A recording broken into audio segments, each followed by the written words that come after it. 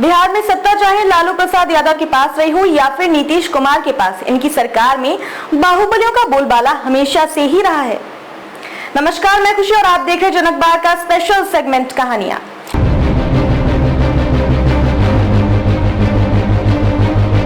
बिहार की राजनीति में आपराधिक प्रवृत्ति वाले नेताओं का हमेशा से ही बोलबाला रहा है। बीते 2 दशकों से राज्य में चाहे लालू प्रसाद यादव या फिर नीतीश कुमार की सरकार रही हो, इन बाहुबलियों का बोलबाला रहता ही है। इन बाहुबलियों के आपराधिक किस्से और कहानियों की भी खूब चर्चा रहती है।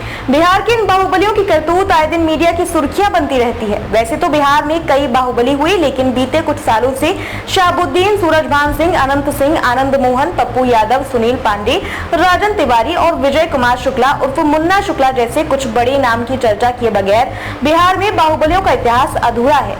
बाद में इन सभी ने अपराध की दुनिया के रास्ते राजनीति में कदम रखा। ऊपर बताए गए सभी नामों में एक समानता ये है कि पहले इनकी पहचान एक अपराधी के तौर पर बनी थी और बाद में इन लोगों ने राजनीति में अपनी धाक जमाई।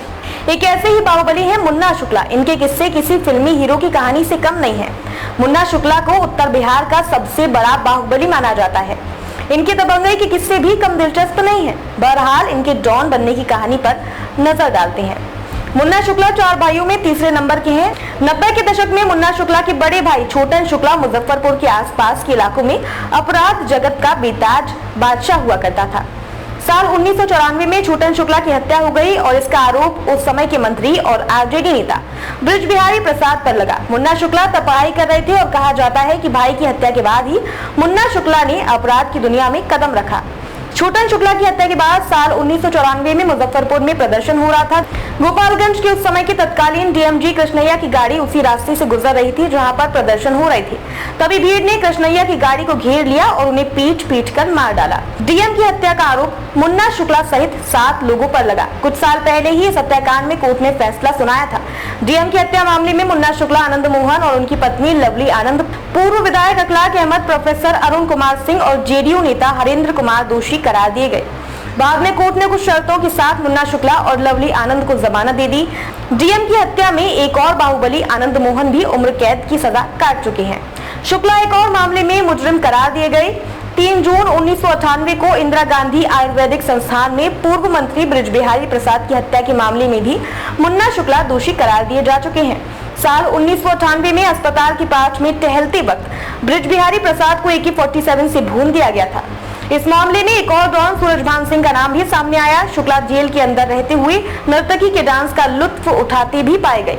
इनका फोटो सार्वजनिक हुआ था। शुक्ला जेल के अंदर रहते PhD की डिग्री हासिल कर भी चर्चा में आए थे। वैशाली लोकसभा सीट पर राजद ने इस बार विजय कुमार शुक्ला उर्फ मुन्ना शुक्ला को मैदान में उतारा है। इस सीट पर राजद ने पहली बार भूमिहार उम्मीदवार दिया है। नामांकन के दौरान मुन्ना शुक्ला ने जो एफिडेविट दिया है उसके मुताबिक उनकी कुल संपत्ति लगभग 10 करोड़ रुपए की है। मुन्ना शुक्ला के शपथ पत्र के मुताबिक उनकी सालाना आय 1 करोड़ 12 लाख रुपए की है। उन पर अलग अलग थानों में अलग अलग अपराध के लिए 20 मामले दर्ज हैं। एक मामले में सजा पा चुके मुन्ना शुक्ला गाड़ियों के भी शौकीन है। वैशाली से मुन्ना शुक्ला का प्रेम पुराना है। लालगंज सीट से विधायक रहे मुन्ना शुक्ला 2009 में भी वैशाली लोकसभा का चुनाव लड़ चुके हैं, लेकिन जिस राजद से वह इस बार चुनाव लड़ रहे हैं उसी के वरिष्ठ नेता रघुवंश प्रसाद सिंह से हार गए थे।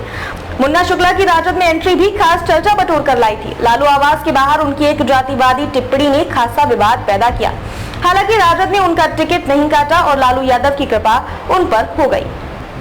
अब तक के लिए बस इतना ही। फिर होगी आपसे मुलाकात कहानियां के एक और एपिसोड के साथ। तब तक के लिए नमस्कार और देखते रहिए जनक बार का स्पेशल सेगमेंट कहानियां।